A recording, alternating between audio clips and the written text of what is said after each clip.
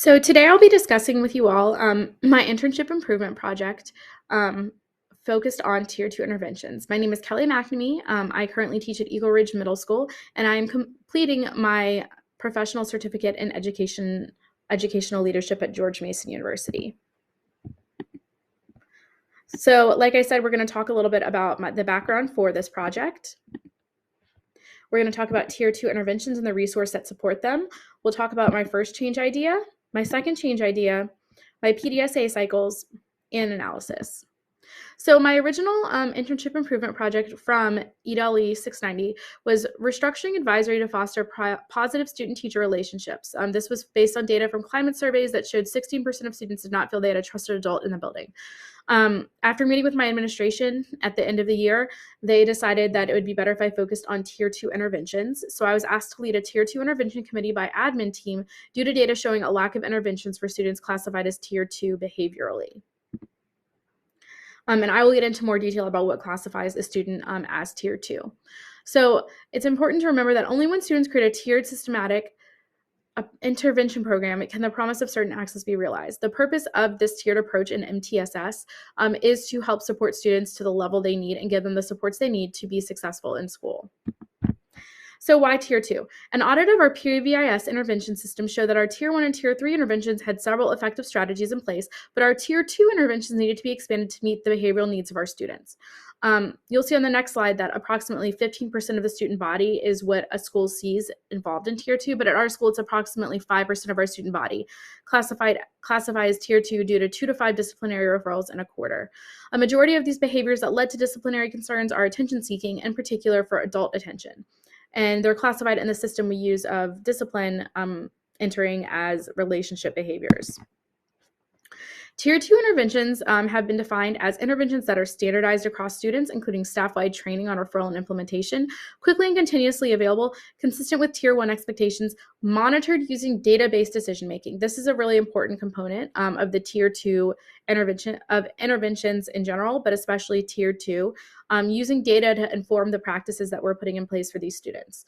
And flexible enough to support functional modifications. So we're able to modify for what the student specifically needs. Tier 2 interventions apply to approximately 15% of the student population. At my school, it's 5%. And Tier 2 strategies in the PBIS framework provide targeted, efficient supports to students who display moderate levels of problem behavior. And like I said, typically it's 3 to 5 office disciplines per year. At my school, it's 2 to 5. So the first change idea I was given to implement was by my administration, and this was e-hall pass. We had seen an increase in behaviors from students that were used to freedoms of learning at home. We started to have major discipline concerns once we returned to in-person learning from students making poor choices in the hallways, getting out of class, destroying bathrooms, skipping class with friends, class avoidance, just really all the different behaviors you could think about at the middle school level were increased because of the in-person learning and the freedoms they had through that. So this was an intervention tool for Tier 1 through 3. Everybody at the school uses eHall Pass. Every student uses it to go to the bathroom. It tracks how long they're out of class, the locations they go to. It's a great way to see exactly where kids are going and where these behaviors are occurring. Now, as you get up the pyramid of interventions, it does get more targeted. So, for example, if a student is frequently out of class and they're meeting up with another friend and they are having trouble, they're messing up the bathrooms. So what we could do is put a restriction on them when they are not in class with the other student and they're not out of class with the other student. So if one student tries to go out and the other student's already out, it'll block them from leaving the classroom. So teachers don't have to worry about this as they're teaching and keep track of who they can't be out in the hallway with. The system itself does that. So it's an intervention tool for students who are excessively out of class or problem behaviors occurring outside of the classroom. It's also important to note that you're able to put hallway restriction on students too if their behavior really does increase to a Tier 3 level where they are having so many issues outside of the classroom, making poor choices. You're able to actually put them on restriction and the system will not let them leave the classroom. So my second change idea is check in, check out. This is one that I did a lot of research on to find what might be the best fit at my school. It's an evidence-based practice to reduce problem behaviors. That's the important thing to know about this program. It increases opportunities for positive interactions with adults and provides a structured process for frequent feedback on school-wide behavioral expectations using the daily progress report. The feedback documented in the DPR serves as a progress monitoring data and can be connected to delivery of incentives. Students who are displaying these behavior issues are typically ones that have attention seeking. So they're seeking positive adult attention or even student attention. The purpose of check-in, check-out is that they're building a positive relationship with a staff member and they are getting that positive reinforcement that they are looking for. It's easy to implement. It uses minimal resources. The upfront training is a little bit, but if you plan to implement this program at the beginning of a school year, you can add it into your professional development to start the school year. The fidelity and identification intervention is the key to successful reduction of problem behaviors. With any program you're implementing, fidelity is the key. So my first change idea for cycles 1 and 2 of eHall Pass, my PDSAs, staff usage began strong in cycle 1 for the eHall Pass, and then it decreased over time. Reasons for decreasing usage was staff are busy teaching. It's easier to just let students go and hope they come back in a reasonable amount of time. Now, this is not ideal. This is definitely something we're going to focus on as we move towards the next school year. Limiting passes for students who frequently wander the halls or to reduce students who engage in problem behaviors at the same time is used approximately 10 times per week. So it was being used by our admin team to put these restrictions on students to help support them staying in class and hopefully not engaging in these problem behaviors in the hallway. Cycle 2 did show a decreased usage and the tool not being implemented with fidelity, causing an increase in problem behaviors. It's important to note that there is continual follow-up when you're implementing these change ideas with staff to make sure that it's still happening with fidelity. That is definitely something I learned, that this is a great tool to have, but it must be used with fidelity, and staff buy-in needs to be there for any kind of implementation to be successful. So moving forward, our act is to plan to give staff a survey at the end of the year and take their feedback to come up with a plan of how we can better utilize this software next year. Because like I said, it started very strong and then it dropped off. My second change idea was check in, check out. It's an evidence-based practice required by the county. It's going to be required by my county for the 2023-2024 school year. So while I did do my research, I also learned in the process of that it would be something required. So that's one reason why I went with this change idea. We implemented it with one student to just see how it worked. After meeting with my administration team, hearing their concerns about doing a big school-wide implementation mid-year, that teachers were very stressed and additional training would just continue to affect their morale. We decided to implement it with one student, which is not ideal, but it's something that worked, especially because I went out a couple weeks after the start of this program on maternity leave. So we are planning to make it school-wide in 2023-2024. The cycles did show a positive change in the attention-seeking behaviors for this student.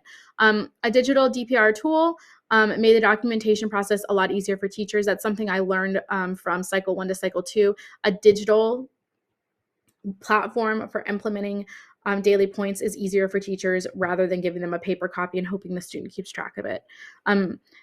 What I learned is it's successful when implemented with fidelity, but there needs to be an exit procedure to follow up with student behavior. So there needs to be some type of continued support for the student after they exit the program. Once they have been exhibiting these positive behaviors and receiving a certain number of points consistently for a couple days, showing that they have really started to make improvements in their behavior, they exit the program. Now, the exit is a tailored approach. It's them still meeting every other day or maybe a couple times a week versus every day with their mentor. But there needs to be continued support after they exit the program to make sure those behaviors don't increase. And while the student did keep with positive behaviors, there were some that still arose. So the purpose of it is we really need to come up with a follow-up plan for student behavior after they leave. So that's my act, develop an exit procedure for students leaving the program. So the analysis I've already talked about a little bit. There were some really positive changes with my PDSA cycles. The eHall Pass intervention, I think, is a good tool, but I think there's a lot that we need to be focusing on with staff to actually use this with fidelity, and maybe even working with the company who has the software to find ways we can tailor it better or tweak it to better use for our students. I did find some challenges while implementing this. A lot of the data that I needed had to be collected by the admin team because they have admin access to this program and I could not get admin access. So that was a little frustrating. I had to go to other people to get my data to inform my practices. But I was able to get data also using a staff survey as one of my data collection plans. So I did have access to that myself. For my check-in, check-out program, it was difficult to get staff members to serve as mentors at this point of the year, which I was implementing this mid-year because I had my training on this program in October, and then we wanted to wait until we had kind of talked through more of the details. Ideally, we would have all staff trained so students could select a mentor that they have a positive relationship. And that's the key to the check-in, check-out program is students pick an adult that they have that positive relationship with. So my first cycle showed that I needed to adapt to a digital method to make it easier for staff. And that's something we did with the second one. We used the school data reporting system that they're going to be having us use the following year. And like I said, the big thing that we came out of the second one was that we need an exit protocol to still follow up with students and make sure the behavior is still on track even after. This was also challenging to get some data for because once again, I had to rely on our admin team to get me the data for the students because they have access to that program about their referrals. So those are the challenges I found. And like I said, with any program, really the fidelity of it being implemented with students and teachers and staff all working together is important. So that was my IIP. I would say that parts of it were a success. I definitely learned a lot about the process of implementing a change idea and that it's still ongoing. It's important to know that I had to leave on maternity leave. So a lot of the data that I would like to have, I'm not able to access right now because I am on leave. And the program ideally will end at the end of the year for the one student we did check in, check out with, and I'll have a better idea of how he progressed after I went out.